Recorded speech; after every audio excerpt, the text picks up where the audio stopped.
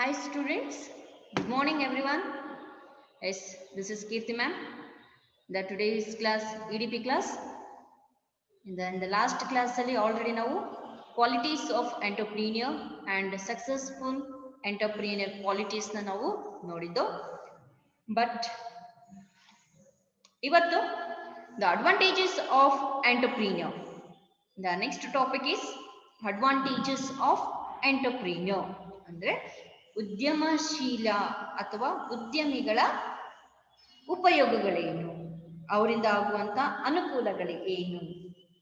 The advantages of entrepreneur.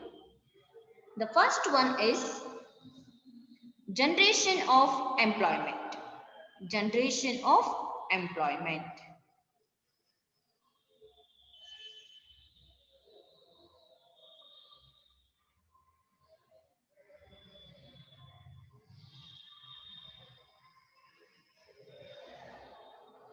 When any person starts the business, then it is very helpful to generate employment opportunity for the employee. When any person, if you're going to start a business, it is very helpful for others also. ಹೇಗೆ helpful ಆಗುತ್ತೆ ಅಂದ್ರೆ, ಒಬ್ಬ ವ್ಯಕ್ತಿ ಒಂದು business ನ start ಮಾಡ್ತಾ ಇದ್ದಾನೆ ಅಂದ್ರೆ ಆ ವ್ಯಕ್ತಿ ಹಲವಾರು ಜನಗಳಿಗೆ ಅಲ್ಲಿ ಕೆಲಸಗಳನ್ನ ಕೊಡ್ತಾ ಹೋಗ್ತಾನೆ. ಅಂದ್ರೆ ಹಲವಾರು ಎಂಪ್ಲಾಯೀಸ್ ಕೂಡ ಅಲ್ಲಿ ಹೋಗಿ ಒಂದು ವರ್ಕ್ ನ ಮಾಡುವಂತ ಆಪರ್ಚುನಿಟಿ ಅನುಕೂಲನ ಮಾಡ್ಕೊಡ್ತಾರೆ. That is, any person start the business, then it is very helpful to generate employment opportunity for the employee. It is very helpful for the economic development of the country. ಅಂದ್ರೆ ನಮ್ಮ ದೇಶದ ಆರ್ಥಿಕತೆಯನ್ನ ಬೆಳವಣಿಗೆ ಮಾಡೋದಕ್ಕೂ ಕೂಡ, ಆರ್ಥಿಕತೆ ಒಳ್ಳೆಯ ರೀತಿಯಲ್ಲಿ ಬೆಳೆಯೋದಕ್ಕೂ ಕೂಡ ಇಲ್ಲಿ ತುಂಬಾ ಯೂಸ್ಫುಲ್ ಆಗುತ್ತೆ ಅಂತ ಹೇಳ್ತಾ ಇದ್ದಾರೆ. It is very helpful to remove the poverty from the country. Poverty ಅಂದ್ರೆ ಆಲ್ರೆಡಿ ನಿಮ್ಗೆ ಗೊತ್ತಿದೆ, ದಟ್ ಈಸ್ ತುಂಬಾ ಪುವರ್ ಅಥವಾ ಬಡತನ ಅಂತ ಹೇಳ್ತೀವಿ. ಈ ಬಡತನ ಏನಿದೆ, ಈ ಬಡತನ ಹೋಗಲಾಡಿಸೋದು ಅಥವಾ ಕಡಿಮೆ ಮಾಡೋದು ತುಂಬಾ ಇಲ್ಲಿ ಯೂಸ್ಫುಲ್ ಆಗುತ್ತೆ ಅಂತ ಹೇಳ್ತಾರೆ. It is very helpful to remove the poverty from the country. The first one is generation of employment. They are going to generate the employment. That is, any one person is, if you're going to start a business, then it is very helpful to generate employment opportunity for the employee. It is very helpful for the economic development of the country also, and it is very helpful to remove the poverty from the country. ಒಬ್ಬ ವ್ಯಕ್ತಿ ಒಂದು ಉದ್ಯಮಿ ಅಥವಾ ಒಂದು ವ್ಯವಹಾರನ ಸ್ಥಾಪನೆ ಮಾಡಿದ್ರೆ ಇದರಿಂದ ಹಲವಾರು ಜನಗಳಿಗೆ ಉದ್ಯೋಗ ಅವಕಾಶಗಳನ್ನ ಸೃಷ್ಟಿ ಮಾಡಬಹುದು. ಜೊತೆಗೆ ದೇಶದ ಆರ್ಥಿಕತೆನ ಬೆಳವಣಿಗೆನ ಮಾಡಬಹುದು. ಜೊತೆಗೆ ಏನ್ ಬಡತನ ಅನ್ನೋದು ಇದೆ ಅದನ್ನ ತೆಗೆದು ಹಾಕೋದಕ್ಕೆ ಅಥವಾ ಹೋಗಲಾಡಿಸೋದಕ್ಕೂ ಕೂಡ ಇದು ತುಂಬಾ ಉಪಯೋಗ ಆಗುತ್ತೆ, ಇದರಿಂದ ಅನುಕೂಲಗಳು ಆಗುತ್ತೆ ಅಂತ ಹೇಳ್ತಿರೋದು. That is the first advantage. The second one, increase in per capita income, that is capital income. When the business is increased day by day, then income of the business is also increased. When the business is increased day by day, then income of the business is also increased. ಒಂದು ದಿನ ಒಂದು business ಹೇಗೆ increase ಆಗ್ತಾ ಹೋಗುತ್ತೋ ಅದೇ ರೀತಿಯಲ್ಲಿ ಆ business ನ ಇನ್ಕಮ್ ಬರುವಂತ ಪ್ರಾಫಿಟ್ ಕೂಡ ಅದೇ ರೀತಿ ಇನ್ಕ್ರೀಸ್ ಆಗ್ತಾ ಹೋಗುತ್ತೆ. When income is increased, then per capita income, that is capital income, is also increased. ಇದರಿಂದ ಏನಾಗುತ್ತೆ, ಬರುವಂತ income, capital income also they going to rise. ಅಂದ್ರೆ ಬರುವಂತ ಇನ್ಕಮ್ ಏನ್ ಬರ್ತಾ ಇದೆ, ಇನ್ಕಮ್ ಇಂದ ಬರುವಂತ ಕ್ಯಾಪಿಟಲ್ ಇನ್ಕಮ್ ಕೂಡ ಇಲ್ಲೇನಾಗುತ್ತೆ, ಇನ್ಕ್ರೀಸ್ ಆಗೋದಕ್ಕೆ ಸಾಧ್ಯ ಆಗುತ್ತೆ. The income is increased, then per capita income also increased. How per capita income is calculated? ಹೇಗೆ ಒಂದು ಕ್ಯಾಪಿಟಲ್ ಇನ್ಕಮ್ ನ ಕ್ಯಾಲ್ಕುಲೇಟ್ ಮಾಡ್ತೀವಿ? That is per capita income is equal to capital income or population. ಏನು ಒಂದು total income ಏನಿದೆ, ಈ total income divided by population ಏನಿದೆ, ಇದನ್ನ ಕ್ಯಾಲ್ಕುಲೇಷನ್ ಮಾಡಿದ್ರೆ ನಮಗೆ ಒಂದು ಟೋಟಲ್ ಕ್ಯಾಪಿಟಲ್ ಇನ್ಕಮ್ ಅನ್ನೋದು ನಮಗೆ ಸಿಗುತ್ತೆ. The next one, increased in per capita income. ಒಂದು ಬಿಸ್ನೆಸ್ ಡೇ ಬೈ ಡೇ ಹೇಗೆ ಇನ್ಕ್ರೀಸ್ ಆಗ್ತಾ ಹೋಗುತ್ತಾ, ಆ ಬಿಸ್ನೆಸ್ ಕೂಡ ಅದೇ ರೀತಿ ಇನ್ಕ್ರೀಸ್ ಆಗುತ್ತೆ. ಇನ್ಕಮ್ ಹೇಗೆ ಇನ್ಕ್ರೀಸ್ ಆಗ್ತಾ ಹೋಗುತ್ತೋ day by day, income capital income also the going to rise, increase ಆಗುತ್ತೆ. The third one, helpful in capital information. Helpful in capital information. The entrepreneurs uses the money in a proper way. Entrepreneurs uses the money in proper way. In other words, we can say that proper utilization of fund. Proper utilization of fund. ಒಬ್ಬ ಉದ್ಯಮಿ ಏನ್ ಹೇಳ್ತೀವಿ, ಈ ಉದ್ಯಮಿ ಏನು ಒಂದು capital amount ಇರುತ್ತೆ ಅಥವಾ ಏನ್ ಇನ್ವೆಸ್ಟ್ಮೆಂಟ್ ಮಾಡ್ತೀವಿ, ಆ ಒಂದು ಹಣನ ಅವನು ಪ್ರಾಪರ್ ವೇ ಅಲ್ಲಿ ಯೂಸ್ ಮಾಡ್ಕೊಂಡಾಗ, ಮೀನ್ಸ್ ಅದನ್ನ ದುರ್ಬಳಕೆ ಮಾಡ್ಕೊಳ್ತೀರಾ, ಯಾವ ರೀತಿಯಲ್ಲಿ ಅದನ್ನ ಯೂಸ್ ಮಾಡಿದ್ರೆ, ಮೀನ್ಸ್ ಅದಕ್ಕೆ ಆದಂತ ಪ್ರೋಸೆಸ್ ಹಂತಗಳಿದೆ, ಅದೇ ರೀತಿಯಲ್ಲಿ ಅದೇ ಒಂದು ಹಂತಗಳ ಮೂಲಕ ಒಂದೊಂದನ್ನು ಕೂಡ ಆಲೋಚನೆ ಮಾಡಿ ನಾವು ಖರ್ಚನ್ನ ಮಾಡ್ಬೇಕಾಗುತ್ತೆ. ಪ್ರತಿಯೊಂದನ್ನು ಕೂಡ ಯುಟಿಲೈಸೇಷನ್ ಮಾಡ್ಕೊಂಡ್ರೆ, ಮನಿನ ವೇಸ್ಟ್ ಮಾಡ್ದಿರಾ ಉಪಯೋಗ ಮಾಡ್ಕೊಂಡ್ರೆ ಮಾತ್ರ, when people invest in a company then it also gives proper return. ಯಾವಾಗ ನಾವು ಏನ್ ಇನ್ವೆಸ್ಟ್ಮೆಂಟ್ ಮಾಡ್ತೀವಿ ಅದನ್ನ ಪ್ರಾಪರ್ ಆಗಿ ಯುಟಿಲೈಸ್ ಮಾಡ್ಕೊಂಡ್ರೆ ಮಾತ್ರ ಅದು ಪ್ರಾಪರ್ ಆಗಿ ನಮ್ಗೆ ರಿಟರ್ನ್ಸ್ ಬರೋದಕ್ಕೆ ಸಾಧ್ಯ ಆಗುತ್ತೆ. ಅಂದ್ರೆ ಏನ್ ನಾವು ಅಮೌಂಟ್ ನ ಇನ್ವೆಸ್ಟ್ಮೆಂಟ್ ಮಾಡ್ತೀವಿ, ಆ ಇನ್ವೆಸ್ಟ್ಮೆಂಟ್ ಮಾಡಿರೋ ಅಮೌಂಟ್ ನ ಸರಿಯಾದ ಕರೆಕ್ಟ್ ಆಗ ಅಂದ್ರೆ ಸರಿಯಾಗಿ ನಾವು ಅದನ್ನ ಕೆಲ್ಸನ ವರ್ಕ್ ಮಾಡಿದ್ರೆ, ಅದನ್ನ ಯೂಸ್ಫುಲ್ ಮಾಡ್ಕೊಂಡ್ರೆ ಅದರಿಂದ ಬರುವಂತ ರಿಟರ್ನ್ಸ್ ಕೂಡ ನಮ್ಗೆ ಪ್ರಾಪರ್ ಅಮೌಂಟ್ ನಮ್ಗೆ ಸಿಗುತ್ತೆ. ಇನ್ಕಮ್ ಕೂಡ ನಮ್ಗೆ ಕರೆಕ್ಟ್ ಆದ ಸರಿಯಾದ ಒಂದು ಪ್ರಪೋರ್ಷನ್ ಅಲ್ಲಿ ನಮ್ಗೆ ಸಿಗುತ್ತೆ ಅಂತ ಹೇಳ್ತಾರೆ. That is helpful in capital information. ಅಂದ್ರೆ ಎಷ್ಟು ಅಮೌಂಟ್ ನ ಇನ್ವೆಸ್ಟ್ಮೆಂಟ್ ಮಾಡ್ತಾ ಇದೀವಿ, ಹೇಗೆ ಇನ್ವೆಸ್ಟ್ಮೆಂಟ್ ಮಾಡ್ಬೇಕು, ಏನ್ ವರ್ಕ್ ನ ಮಾಡ್ಬೇಕು, ಯಾವ ರೀತಿ ಮಾಡ್ಬೇಕು ಅನ್ನೋ ಪೂರ್ತಿ ಇನ್ಫಾರ್ಮೇಶನ್ ತಿಳ್ಕೊಂಡಿರ್ಬೇಕು. ಒಂದೇ ಸಾರಿ 10 lakh ಇನ್ವೆಸ್ಟ್ಮೆಂಟ್ ಮಾಡಿ ಒಂದು ಬಿಸ್ನೆಸ್ ಮೇಲೆ, ಆ ಬಿಸ್ನೆಸ್ ಬಗ್ಗೆ ಏನು ಇನ್ಫಾರ್ಮೇಶನ್ ಗೊತ್ತಿಲ್ದಿರ ಇನ್ವೆಸ್ಟ್ಮೆಂಟ್ ಮಾಡ್ಬಿಟ್ರೆ ಒಂದೇ ಸಾರಿ ಕೈಗೆ ಚೊಂಬು ಅನ್ನೋದು ಸಿಕ್ಕೋಗುತ್ತೆ, ಹೌದಲ್ವಾ? ಅದೇ ರೀತಿ ಒಂದು ಕ್ಯಾಪಿಟಲ್ ನ ಇನ್ವೆಸ್ಟ್ಮೆಂಟ್ ಮಾಡ್ತಾ ಇದೀವಿ ಅಂತ ಹೇಳಿದ್ಮೇಲೆ, ಅದು ಯಾವುದೇ ಬಿಸ್ನೆಸ್ ಆಗಿರ್ಬೋದು, ಇನ್ವೆಸ್ಟ್ಮೆಂಟ್ ಮಾಡ್ತಾ ಇದೀವಿ ಅಂದ್ರೆ ಫಸ್ಟ್ ಆ ಬಿಸ್ನೆಸ್ ಬಗ್ಗೆ ಪೂರ್ತಿ ಇನ್ಫಾರ್ಮೇಶನ್ ನಮ್ಗೆ ಕಲೆಕ್ಟ್ ಮಾಡ್ಕೋಬೇಕು. ಯಾವ ರೀತಿ ಮಾಡಿದ್ರೆ ಹೇಗೆ ನಾವು ರಿಟರ್ನ್ಸ್ ನ ತಗೊಳ್ಬಹುದು ಅನ್ನೋದನ್ನ ಆಲೋಚನೆ ಮಾಡಿ ನಾವು ಇನ್ವೆಸ್ಟ್ಮೆಂಟ್ ನ ಮಾಡ್ಬೇಕಾಗುತ್ತೆ. That is entrepreneurs uses the money in a proper way. In other words, we can say that proper utilization of funds, then people invest in a company, then it also gives proper returns. ನಾವು ಏನ್ investment ಮಾಡಿದೀವಿ ಅದನ್ನ proper way ಅಲ್ಲಿ utilisation ಮಾಡ್ಕೊಂಡ್ರೆ ಮಾತ್ರ, fund ನ use ಮಾಡಿದ್ರೆ ಮಾತ್ರ ಏನಾಗುತ್ತೆ, ನಮ್ಗೆ ಅದೇ ರೀತಿಯಾದಂತ ಒಳ್ಳೆ ರೀತಿಯಾದಂತ ಅಮೌಂಟ್ ನಮ್ಗೆ ರಿಟರ್ನ್ಸ್ ನ ಸಿಗೋದಕ್ಕೆ ಸಾಧ್ಯ ಆಗುತ್ತೆ. The next point is balance regional development. Balance regional development. Every entrepreneur start the business in name small scale. ಯಾವುದೇ ರೀತಿಯಾದಂತ entrepreneurs they going to start in the first beginning in a small scale ಅಥವಾ small business only. ಪ್ರತಿಯೊಬ್ಬ ವ್ಯಕ್ತಿನೂ ಕೂಡ ಯಾವುದೇ ಆದಂತ ಒಂದು business ನ start ಮಾಡ್ಬೇಕಾದ್ರೆ ಚಿಕ್ಕದಾಗಿ ಸ್ಟಾರ್ಟ್ ಮಾಡ್ತಾ ಹೋಗ್ತಾನೆ, ಒಂದೇ ಸರಿ ಅವನು ದೊಡ್ಡದಾಗಿ ಸ್ಟಾರ್ಟ್ ಮಾಡೋದಕ್ಕೆ ಹೋಗೋದಿಲ್ಲ. It is the main advantages of the entrepreneur balance regional development. ಇದರಿಂದ ಏನಾಗುತ್ತೆ, ಆ ಪ್ರದೇಶ ಮತ್ತೆ ಅವನ ಬಿಸ್ನೆಸ್ ಎರಡನ್ನೂ ಕೂಡ ಅಲ್ಲಿ ಬ್ಯಾಲೆನ್ಸ್ ಮಾಡೋದಕ್ಕೆ ಸಾಧ್ಯ ಆಗುತ್ತೆ. When person the business is backward area or poor people area, then backward area also developed. The person, the business in backward area or poor people area, then backward area also developed.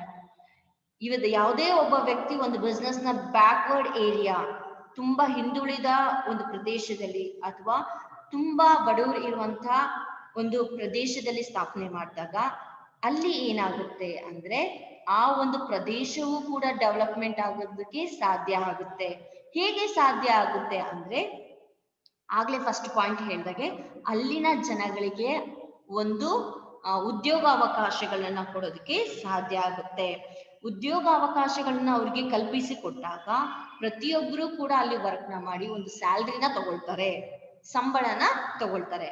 ಆ ಸಂಬಳದಲ್ಲಿ ಅವರ ಒಂದು ಜೀವನ ಒಂದು ಮಟ್ಟವನ್ನ ಅವರು ಸುಧಾರಣೆ ಮಾಡ್ಕೊಳ್ಳೋದಕ್ಕೆ helpful ಆಗುತ್ತೆ. ಆದ್ರಿಂದ ಒಂದು ಬ್ಯಾಕ್ವರ್ಡ್ ಏರಿಯಾ ಅಥವಾ ಪುವರ್ ಪೀಪಲ್ ಏರಿಯಾ ಏನಿರುತ್ತೆ ಅಂತ ಒಂದು ಪ್ರದೇಶದಲ್ಲಿ, ದ ರೀಜನಲ್ ಅಂದ್ರೆ ಆ ಒಂದು ಪ್ರದೇಶದಲ್ಲಿ ನಾವು ಸ್ಥಾಪನೆ ಮಾಡಿದಾಗ ಅಲ್ಲಿನ ಒಂದು ಪ್ರದೇಶವೂ ಕೂಡ ಒಂದು ಉತ್ತಮ ರೀತಿಯಾದಂತ ಒಂದು ಜೀವನ ಮಟ್ಟವನ್ನು ನಡೆಸೋದಕ್ಕೆ ಅಥವಾ ಆ ಪ್ರದೇಶನೂ ಕೂಡ ಡೆವಲಪ್ಮೆಂಟ್ ಆಗೋದಕ್ಕೆ ಸಾಧ್ಯ ಆಗುತ್ತೆ.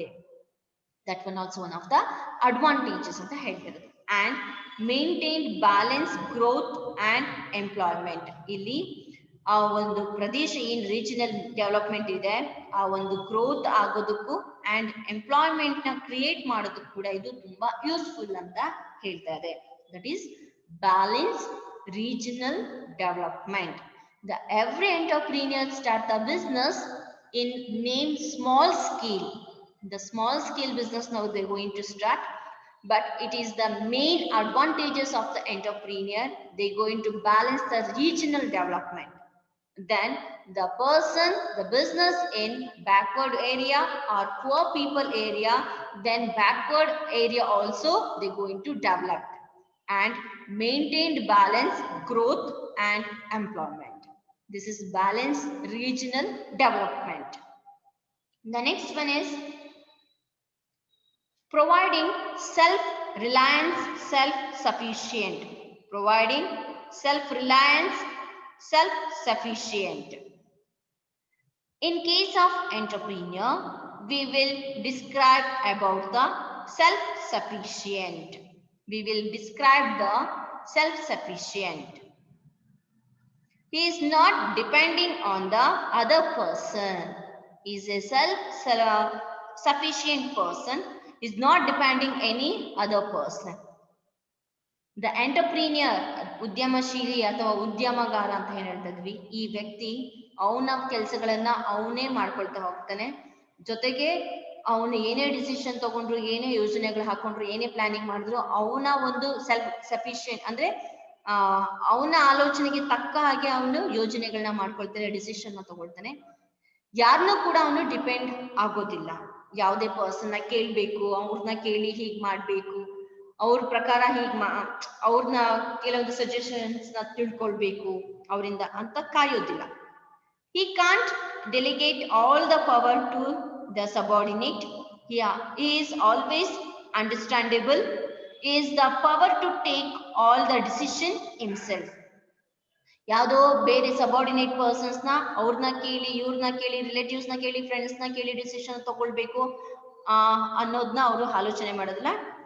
ಯಾವ ಸಮಯಕ್ಕೆ ಏನ್ ತಗೊಳ್ಬೇಕು, ಏನ್ ಮಾಡ್ಬೇಕು, ಯಾವಾಗ ಮಾಡ್ಬೇಕು, ಹೇಗ್ ಮಾಡ್ಬೇಕು ಅನ್ನೋದನ್ನ ಸೆಲ್ಫ್ ಆಗಿ ಅವರು ಡಿಸಿಷನ್ ನ ತಗೊಳ್ತಾರೆ. And is the power to take all the decision himself. ಆ ಅಧಿಕಾರನ ಅವರು ಹೊಡ್ಕೊಂಡಿರ್ತಾರೆ. Because of they are going to investing a capital amount or investing amount. ಅವ್ರು ಏನು ಒಂದು ಬಿಸ್ನೆಸ್ ಗೆ ಇನ್ವೆಸ್ಟ್ಮೆಂಟ್ ಮಾಡ್ತಿದ್ರೆ ಆ ಪರ್ಸನ್ ಇನ್ವೆಸ್ಟ್ಮೆಂಟ್ ಮಾಡ್ತಿರೋದ್ರಿಂದ ಅವನ ಸೆಲ್ಫ್ ಆಗಿ ಒಂದು ಡಿಸಿಷನ್ ನ ತಗೊಳ್ಳುವಂತ ಅಧಿಕಾರ ಅವನಿಗೆ ಇರುತ್ತೆ. ಇನ್ಯಾರನ್ನೋ ಕೇಳ್ಬೇಕು, ಕೇಳಿ ಅಧಿಕಾರನ ತಗೊಳ್ಬೇಕು, ಡಿಸಿಷನ್ ತಗೊಳ್ಬೇಕು ಅನ್ನೋದು ಅವರ ಮೈಂಡ್ ಅಲ್ಲಿ ಬರೋದಿಲ್ಲ. These are advantages of entrepreneurs. The first one is the generation of employment. Generation of employment. The second one, increase in per capita income. Third one is helpful in capital information, balance regional development, providing self-reliance, self-sufficient. The next topic is disadvantages of entrepreneur. Disadvantages of entrepreneur. The first one is ಏನಿದ್ರಿಂದ ಅನಾನುಕೂಲಗಳು ಏನೇನು. Lack of viable concept. Lack of viable concept ಅಂದ್ರೆ ವಯಲೇಬಲ್ ಅಂದ್ರೆ ಜೀವಿಸೋದಕ್ಕೂ ತುಂಬಾ ಅಂದ್ರೆ ಒಂದು entrepreneurs ಆಗಿ ಜೀವನ ನಡೆಸೋದಕ್ಕೂ ತುಂಬಾ ಕಷ್ಟ, ಜೀವನ ನಡೆಸೋದಕ್ಕೆ ತುಂಬಾ ತೊಂದರೆಗಳನ್ನ ಅನುಭವಿಸಬೇಕಾಗುತ್ತೆ ಅಂತ ಹೇಳ್ತೀವಿ. It means lack of proper concept. Lack of proper concept. Sometimes the person start the business, it can't run properly with the reasons, some reasons of lack of viable proper concept. If any one person, if you going to start a business, ಯಾವುದೇ ರೀತಿಯಾದಂಥ ಒಬ್ಬ ವ್ಯಕ್ತಿ ಒಂದು business ನ start ಮಾಡಿದ್ಮೇಲೆ ಅವನು some reasons, ಕೆಲವೊಂದು ಕಾರಣಾಂತರಗಳಿಂದ ಅವನೇನಾದ್ರೂ ಆ ಬಿಸ್ನೆಸ್ ನ ಸ್ಟಾಪ್ ಮಾಡಿದ್ರೆ, ಮೀನ್ಸ್ ಅರ್ಧದಲ್ಲೇ ಬಿಟ್ಟು ಹೋದ್ರೆ ಅಥವಾ ಅರ್ಧದಲ್ಲೇ ಅದನ್ನ ಕೈ ಬಿಟ್ಬಿಟ್ರೆ, ನಡ್ಸೋಕ್ಕಾಗಿಲ್ಲ ಅಂದ್ರೆ, if you can't run the properly ಅಂದ್ರೆ ಅದನ್ನ ಸರಿಯಾದ ಕ್ರಮದಲ್ಲಿ ಸರಿಯಾದ ರೀತಿಯಲ್ಲಿ ಅದನ್ನ ನಡ್ಸೋಕ್ ಆಗಿಲ್ಲ ಅಂದ್ರೆ, ನಡ್ಸೋಕ್ ಆಗೋದಿಲ್ಲ ಅಂದ್ರೆ ಆಗ ಏನಾಗುತ್ತೆ, ಆ ಒಂದು ಡ್ರಾಪ್ ಆಗ್ಬೇಕಾಗುತ್ತೆ, ಮೀನ್ಸ್ ಅದನ್ನ ಸ್ಟಾಪ್ ಮಾಡ್ಬೇಕಾಗುತ್ತೆ. It can be suffered loss. ಇದರಿಂದ ಏನಾಗುತ್ತೆ, ಲಾಸ್ ಅನ್ನೋದನ್ನ ಲಾಸ್ ಅಲ್ಲಿ ಅವನು ಸಫರ್ ಆಗ್ಬೇಕಾಗುತ್ತೆ. ಸೊ ಅಂದ್ರೆ ನಷ್ಟದಲ್ಲಿ ಅವನು ಮುಳುಗ್ಬೇಕಾಗುತ್ತೆ. So this is the main disadvantages of the entrepreneur. ಇದನ್ನ ಮೇನ್ ಡಿಸ್ಅಡ್ವಾಂಟೇಜಸ್ ಅಂತ ಹೇಳ್ತಾ ಇದ್ದಾನೆ. ಯಾಕೆ ಅಂದ್ರೆ ಪ್ರತಿಯೊಬ್ಬ ಪರ್ಸನ್ ಯಾವುದೇ ಒಂದು ಬಿಸ್ನೆಸ್ಗೆ ಇನ್ವೆಸ್ಟ್ಮೆಂಟ್ ಮಾಡ್ತಾ ಇದೀವಿ, ಒಂದು ಬಿಸ್ನೆಸ್ ನ ಸ್ಟಾರ್ಟ್ ಮಾಡ್ತಾ ಇದೀವಿ ಅಂದ್ರೆ ಆಗ್ಲೇ ಹೇಳ್ದಾಗೆ ಪ್ರತಿಯೊಂದು ಇನ್ಫಾರ್ಮೇಶನ್ ಕಲೆಕ್ಟ್ ಮಾಡ್ಕೊಂಡಿರ್ಬೇಕು. ಯಾವ ರೀತಿಯಾದಂತ ಪ್ರಾಬ್ಲಮ್ಸ್ ಬಂದ್ರು ಅದನ್ನ ಫೇಸ್ ಮಾಡೋ ಕೆಪಾಸಿಟಿ ಅವ್ನಿಗೆ ಇರ್ಬೇಕು. ಅದು ಯಾವುದೇ ಫೇಸ್ ಮಾಡೋ ಕೆಪಾಸಿಟಿ ಇಲ್ಲ ಅಂದ್ರೆ ಆ ಬಿಸ್ನೆಸ್ ನ ಅಲ್ಲೇ ಡ್ರಾಪ್ ಮಾಡ್ಬೇಕಾಗುತ್ತೆ. ಇದರಿಂದ ಲಾಸ್ ನ ಅವನು ಅನುಭವಿಸಬೇಕಾಗುತ್ತೆ. This is also one of the disadvantages. And when persons start the business, then always skilled labor in every entrepreneur. ಯಾವುದೇ ರೀತಿಯಾದಂತ ಒಂದು ಬಿಸ್ನೆಸ್ ಸ್ಟಾರ್ಟ್ ಮಾಡ್ಬೇಕಾದ್ರೆ ದ ಎಕ್ಸ್ಪರ್ಟ್ ಪರ್ಸನ್ಸ್ ಆಲ್ಸೋ ಇರ್ಬೇಕಲ್ಲಿ, ಎಂಪ್ಲಾಯೀಸ್ ಇರ್ಬೇಕು. ಆ ಲೇಬರ್ಸ್ ಇದ್ರೆ ಮಾತ್ರ ಅವರಿಂದ ಒಂದು ಎಂಟರ್ಪ್ರೀನಿಯರ್ಸ್ ಡೆವಲಪ್ಮೆಂಟ್ ಆಗೋದಕ್ಕೆ ಸಾಧ್ಯ ಆಗುತ್ತೆ. ಬಿಸ್ನೆಸ್ ಸ್ಟಾರ್ಟ್ ಮಾಡ್ತೀವಿ, ಎಂಪ್ಲಾಯೀಸ್ ನ ಇಡ್ತೀವಿ, ಆದ್ರೆ ಎಂಪ್ಲಾಯೀಸ್ಗೆ ಅಲ್ಲಿ ಏನ್ ಕೆಲಸ ಮಾಡ್ಬೇಕು, ಹೇಗ್ ಮಾಡ್ಬೇಕು ಅನ್ನೋದೇ ಗೊತ್ತಿಲ್ಲ ಅಂದ್ರೆ ಇದರಿಂದನೂ ಕೂಡ ಲಾಸಸ್ ನ ನಾವು ನೋಡ್ತೀವಿ, ನಷ್ಟನ ನೋಡ್ಬೇಕಾಗತ್ತೆ. ಎಕ್ಸ್ಪರ್ಟ್ ಇರುವಂತ ಅಥವಾ ಒಳ್ಳೆ ನಾಲೆಜ್ ಸ್ಕಿಲ್ಸ್ ಇರುವಂತ ಪರ್ಸನ್ಸ್ ಲೇಬರ್ಸ್ ಆಗಿ ಅಲ್ಲಿ ತಗೊಳ್ಬೇಕಾಗುತ್ತೆ. ಇದರಿಂದ ಕೂಡ ಒಂದು ಆರ್ಗನೈಸೇಷನ್ ಅಥವಾ ಒಂದು ಬಿಸ್ನೆಸ್ ಡೆವಲಪ್ಮೆಂಟ್ ಆಗೋದಕ್ಕೆ ಸಾಧ್ಯ ಆಗುತ್ತೆ. ಇದನ್ನು ಕೂಡ ಅಲ್ಲಿ ಮೇಂಟೈನ್ ಮಾಡೋದು ತುಂಬಾ ಕಷ್ಟ. ಇದು ಕೂಡ ಒನ್ ಆಫ್ ದ ಡಿಸ್ಅಡ್ವಾಂಟೇಜಸ್ ಅಂತ ಹೇಳ್ತಾರೆ. That is lack of viable concept. The second one is lack of marketing knowledge. ಅಂದ್ರೆ ಮಾರುಕಟ್ಟೆಯ ಮಾಹಿತಿ ಬಗ್ಗೆ ಅಥವಾ ಮಾರುಕಟ್ಟೆಯ ಒಂದು ಮಾಹಿತಿಯ ಬಗ್ಗೆ ಯಾವುದೇ ರೀತಿಯಾದಂತ ಮಾಹಿತಿಗಳು ಸಿಗದೆ ಇರುವಂತದ್ದು, ತಿಳ್ಕೊಂಡೇ ಇಲ್ಲದೆ ಇರುವಂತದ್ದು. The marketing knowledge is very necessary for every entrepreneur. ಏನ್ ಮಾರ್ಕೆಟ್ ನಾಲೆಜ್ ಏನಿದೆ ಮೀನ್ಸ್ ಯಾವಾಗ ಎಲ್ಲಿ ಯಾವ ಸ್ಥಳದಲ್ಲಿ ಡಿಮ್ಯಾಂಡ್ ಕ್ರಿಯೇಟ್ ಆಗ್ತಾ ಇದೆ ಒಂದು ವಸ್ತುಗೆ ಅನ್ನೋದ್ರ ಬಗ್ಗೆ ಪೂರ್ತಿ ಇನ್ಫಾರ್ಮೇಶನ್ ಆರ್ ಫೀಡ್ಬ್ಯಾಕ್ ಅನ್ನೋದು ಒಬ್ಬ ಎಂಟರ್ಪ್ರೀನಿಯರ್ಸ್ಗೆ the most important, very necessary ಅಂತ ಹೇಳ್ತಾರೆ. ಆದ್ರೆ ಅದೇ ಇಲ್ಲ ಅಂದ್ರೆ ಆ ಪರ್ಸನ್ ಆ ಮಾರ್ಕೆಟ್ ಅಲ್ಲಿ ಯಾವುದೇ ರೀತಿಯಾದಂತ ಗುಡ್ಸ್ ನ ಸಪ್ಲೈ ಮಾಡೋದಕ್ಕೆ ಆಗೋದಿಲ್ಲ. When person know about the marketing, then it can be produce the goods according to the customer satisfaction. When the person know about the marketing, then it can be produce the goods according to the customer satisfaction. ಒಂದು entrepreneur ಒಂದು product ನ manufacture ಮಾಡಿದಾನೆ ಅಂದ್ರೆ first ಅದು customers ಗೆ satisfaction ಆಗ್ತಾ ಇದೆಯಾ, ಅದರಿಂದ ಅದಕ್ಕೆ ಡಿಮ್ಯಾಂಡ್ ಇದೆಯಾ ಅನ್ನೋದು ಫೀಡ್ಬ್ಯಾಕ್ ಅಥವಾ ಇನ್ಫಾರ್ಮೇಶನ್ ಮಾರ್ಕೆಟ್ ಅಲ್ಲಿ ತಿಳ್ಕೊಳ್ಬೇಕಾಗುತ್ತೆ. He can also know about the price, how to gain profit in the market. Even ಏನು ಒಂದು ಪ್ರಾಡಕ್ಟ್ ನ ಬೆಲೆ ಹೇಗೆ ಅಲ್ಲಿ ಸೇಲ್ ಆಗ್ತಾ ಇದೆ, ಹೇಗೆ ಎಷ್ಟಕ್ಕೆ ಮಾರಬಹುದು, ಇದರಿಂದ ಏನೊಂದು ಪ್ರಾಫಿಟ್ ನ ಎಷ್ಟು ಪ್ರಾಫಿಟ್ ನ ತಗೊಳ್ಬಹುದು ಅನ್ನೋದನ್ನು ಕೂಡ ಅವನು ಆ ನಾಲೆಜ್ ಅವನಿಗೆ ಇರ್ಬೇಕು.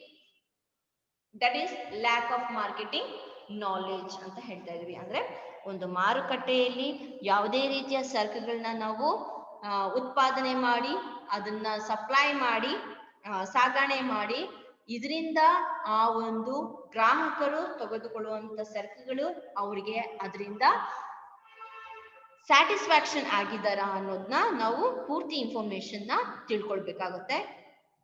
ಜೊತೆಗೆ ಆ ಪ್ರೈಸ್ ಕೂಡ ರೀಸನಬಲ್ ಪ್ರೈಸ್ ಆಗಿದ್ಯಾ ಅನ್ನೋದು ತಿಳ್ಕೊಳ್ಬೇಕು. ಇದರಿಂದ ನಾವು ಪ್ರಾಫಿಟ್ ನ ತಗೊಳ್ಬಹುದಾ ಮಾರ್ಕೆಟ್ ಇಂದ ಅನ್ನೋದು ಕೂಡ ಇಲ್ಲಿ ಥಿಂಕ್ ಮಾಡ್ಬೇಕಾಗುತ್ತೆ. That is lac of marketing knowledge. ಅಂದ್ರೆ ಇವೆಲ್ಲ ಇನ್ಫಾರ್ಮೇಶನ್ ಕೂಡ ಅವ್ರಿಗೆ ಇರ್ಬೇಕು. ಯಾವಾಗ ಒಂದು ಇನ್ಫಾರ್ಮೇಶನ್ ಅನ್ನೋದು ಸಿಗೋದಿಲ್ಲ, ಅವ್ರು ಕಲೆಕ್ಟ್ ಮಾಡೋದಿಲ್ಲೋ, ಅದರಿಂದ ಏನಾಗುತ್ತೆ, ಅವರು ಲಾಸ್ ಅನ್ನೋದನ್ನ ನೋಡ್ಬೇಕಾಗುತ್ತೆ. The next one lack of business knowledge. ಅಂದ್ರೆ ಒಂದು ವ್ಯವಹಾರದ ಬಗ್ಗೆನೂ ಕೂಡ ಪೂರ್ತಿ ಮಾಹಿತಿ ಅನ್ನೋದು ತಿಳ್ಕೊಂಡಿರ್ಬೇಕು. ಆದ್ರೆ ಲ್ಯಾಕ್ ಆಫ್ ಬಿಸ್ನೆಸ್ ನಾಲೆಜ್ ಅಂದ್ರೆ ಯಾವುದೇ ರೀತಿಯಂತ ಮಾಹಿತಿ ಅವ್ರಿಗೆ ಇಲ್ಲದೆ ಇರುವಂತದ್ದು. when person start the business, then it is very necessary to knowledge about the business. ಯಾವುದೇ ಒಬ್ಬ ವ್ಯಕ್ತಿ ಒಂದು ವ್ಯವಹಾರನ ಅವನು ಸ್ಟಾರ್ಟ್ ಮಾಡ್ತಿದ್ದಾನೆ ಅಂದ್ರೆ ಅವನಿಗೆ ಮೊದಲು ಆ ಒಂದು ವ್ಯವಹಾರದ ಬಗ್ಗೆ ಪೂರ್ತಿಯಾದಂತ ಇನ್ಫಾರ್ಮೇಶನ್ ತಿಳಿದಿರ್ಬೇಕು. ಅಂದ್ರೆ ಅದರ ಜ್ಞಾನ ಅರಿವು ಅವನಿಗೆ ಇರ್ಬೇಕು. when he is failure to convenience to the customer, when is failure to convenience to the customer about the business, then it is very difficult to maintain the business for a long time. when is failure to convince to the customer, ಯಾವಾಗ ಒಂದು business ಅಲ್ಲಿ ಒಂದು ವಸ್ತುನ ಉತ್ಪಾದನೆ ಮಾಡ್ತೀವಿ ಅಥವಾ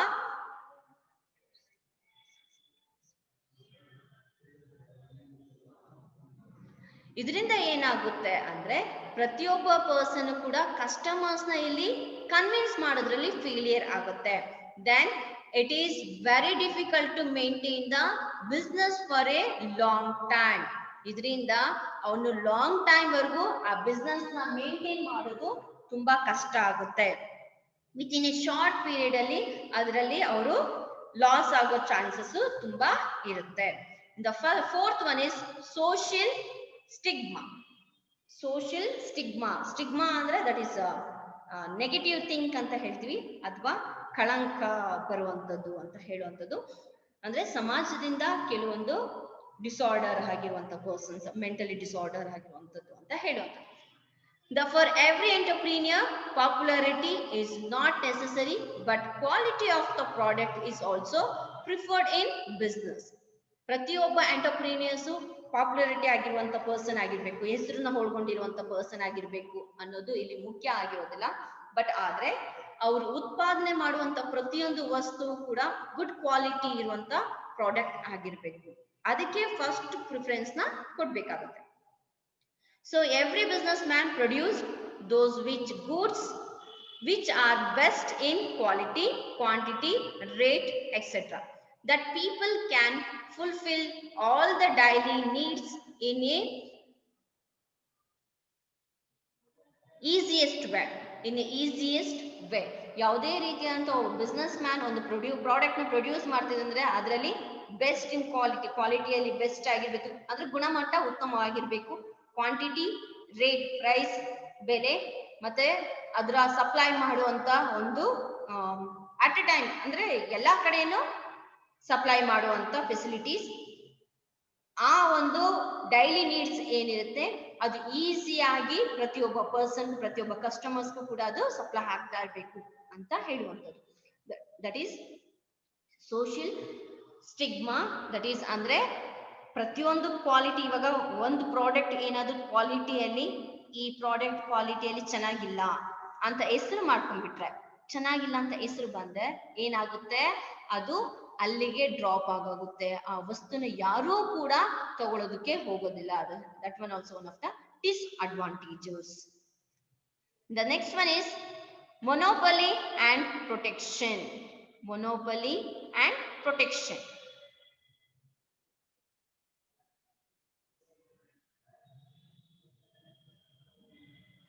ಮೊನೋಪಲಿ and protection ಅಂದ್ರೆ ಪೂರ್ಣ ಅಧಿಕಾರನ ಒಳಗೊಂಡಿರುವಂತ ಮತ್ತೆ ಅದನ್ನ ರಕ್ಷಣೆ ಮಾಡುವಂತ ವ್ಯಕ್ತಿ. During the time of liberalisation, the people are not free to innovate anything, but now at that time of the items free provide monopoly. The monopoly ಅಂದ್ರೆ ಏಕಸ್ವಾಮ್ಯನ ಅಂದ್ರೆ ಒಬ್ಬನೇ ಅಧಿಕಾರನ ಹೊಂದಿಕೊಂಡಿರುವಂತ ಪೂರ್ಣ ಅಧಿಕಾರನ ಹೊಂದಿರುವಂತ ಒಬ್ಬ ವ್ಯಕ್ತಿ ಆಗಿರ್ತಾನೆ. It's during time of the liberalisation, ಉದಾರೀಕರಣ ಅಂತ ಹೇಳ್ತೀವಿ, ಅಂತ ಟೈಮಲ್ಲಿ the people are not free to innovate anything, but ಆಗ ಆ ಟೈಮಲ್ಲಿ ಏನಾಗುತ್ತೆ ಅಂದ್ರೆ ಯಾವುದೇ ರೀತಿಯಾದಂತ ವಸ್ತುಗಳನ್ನ ಇನೋವೇಟಿವ್ ಅಂದ್ರೆ ಬೇರೆ ಬೇರೆ ರೀತಿಯಲ್ಲಿ ಹೊಸದಾಗಿ ವಸ್ತುಗಳನ್ನ ಉತ್ಪಾದನೆ ಮಾಡೋ ಒಂದು ಅವಕಾಶಗಳು ಇರಲಿಲ್ಲ. ಬಟ್ ನಾವು at that time of the items free provide ಮೊನೋಪಲಿ ಅಂದ್ರೆ ಪ್ರತಿಯೊಂದು ವಸ್ತುಗಳು ಕೂಡ ಅದರ ಉತ್ಪಾದನೆಯಲ್ಲಿ ಹಲವಾರು ರೀತಿಯಾದಂತ ಸ್ಕಿಲ್ಸ್ ನ ಒಳಗೊಂಡು ಉತ್ಪಾದನೆ ಆಗ್ತಾ ಬರುತ್ತೆ. ಮೀನ್ಸ್ ಅಂದ್ರೆ ಅದರ ಸ್ಟೈಲ್, ಕಲರ್ಸ್ ಅಥವಾ ಏನು ಒಂದು ಪ್ಯಾಕೇಜ್ ಎಲ್ಲದನ್ನು ಕೂಡ ಡಿಫ್ರೆಂಟ್ ಆಗಿ ಪ್ರಾಡಕ್ಟ್ಸ್ ನ ನಾವು ನೋಡ್ತೀವಿ. The people can think about A new technology ಅಂದ್ರೆ ಪ್ರತಿಯೊಬ್ಬ ಪರ್ಸನ್ ಕೂಡ ಅವರ ಟೇಸ್ಟ್ಗೆ ತಕ್ಕ ಹಾಗೆ, ಅವರ ಒಂದು ಮೆಂಟಲ್ ಎಬಿಲಿಟಿಗೆ ತಕ್ಕ ಹಾಗೆ ಅವರ ಪ್ರತಿಯೊಂದು ವಸ್ತುಗಳಲ್ಲೂ ಕೂಡ ಬೇರೆ ರೀತಿಯಲ್ಲಿ ಥಿಂಕ್ ಮಾಡ್ತಾರೆ. ಮೀನ್ಸ್ ಯಾವುದೇ ಒಂದು ಪ್ರಾಡಕ್ಟ್ ನ ಚೂಸ್ ಮಾಡ್ಬೇಕಾದ್ರೆ ಹೊಸದಾಗಿ ಇರ್ಬೇಕು, ತುಂಬಾ ಅಟ್ರಾಕ್ಟ್ ಮಾಡೋ ರೀತಿಯಲ್ಲಿ ಪ್ರಾಡಕ್ಟ್ಸ್ ಇರ್ಬೇಕು ಅನ್ನೋದನ್ನ ಥಿಂಕ್ ಮಾಡ್ತಾರೆ. ಆ ರೀತಿ ಥಿಂಕ್ ಮಾಡ್ಬೇಕಾದ್ರೆ ನಾವು ಕೂಡ ಅದೇ ರೀತಿಯಾದಂತ ಒಂದು ಪ್ರಾಡಕ್ಟ್ ನ ನಾವು ಅವ್ರಿಗೆ ಸಪ್ಲೈ ಮಾಡ್ಬೇಕಾಗುತ್ತೆ. ಯಾಕಂದ್ರೆ ದಿಸ್ ಇಸ್ ಮಾಡರ್ನ್ ಟೆಕ್ನಾಲಜಿ ಆಗಿರೋದ್ರಿಂದ ಪ್ರತಿಯೊಬ್ಬ ಪರ್ಸನ್ ಕೂಡ ಪ್ರತಿಯೊಂದು ವಸ್ತುರಲ್ಲೂ ಕೂಡ ವೆರೈಟೀಸ್ ನ ನೋಡ್ತೀವಿ. ನ್ಯೂ, ಹೊಸದಾಗ್ಬೇಕು, ಹೊಸದ್ ಬೇಕು, ಹಳೇದನ್ನ ಯಾರು ಕೂಡ ಅಕ್ಸೆಪ್ಟ್ ಯೂಸ್ ಮಾಡ್ತಾರೆ. ಬಟ್ ಎಷ್ಟೇ ಯೂಸ್ ಮಾಡಿದ್ರು ಕೂಡ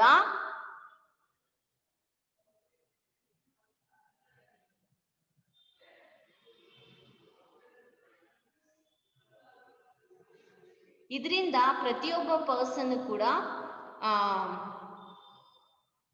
ಹೊಸದಾಗಿ ಬೇಕು ಅಂತ ಅನ್ಕೊಳ್ತಾರೆ.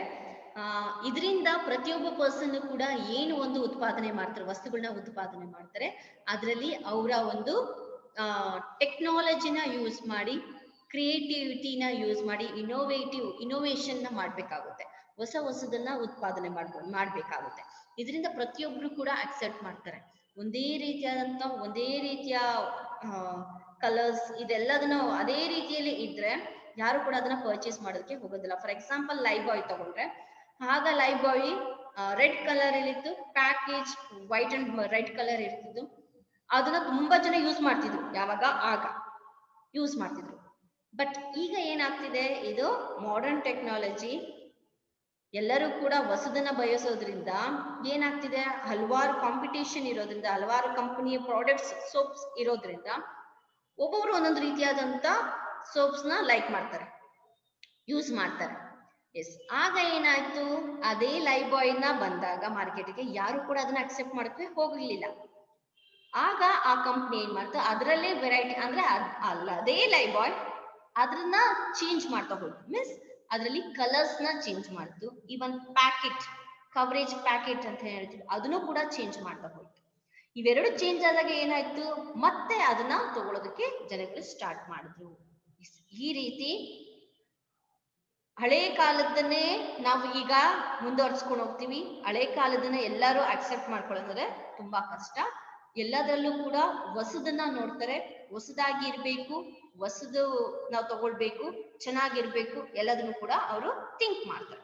These are disadvantages. The first one, lack of viable concept, lack of marketing knowledge, lack of business knowledge, social stigma, the monopoly and protection. These are disadvantages of entrepreneurs. The first concept is advantages of entrepreneur. The advantages in the first one is generation of employment, increase in per capita income, helpful in capital information, balanced regional development, providing self-reliance, self-sufficient. Next, in the disadvantages of entrepreneurs, the first one is lack of viable concept. Second one, lack of marketing knowledge, lack of business knowledge, social stigma, and monopoly and protection. These are disadvantages of entrepreneurs. ಇಲ್ಲಿಗೆ ನಾನು ಇವತ್ತಿನ ಕ್ಲಾಸ್ನ stop ಮಾಡ್ತಾ ಇದ್ದೀನಿ. Thank you students and take care.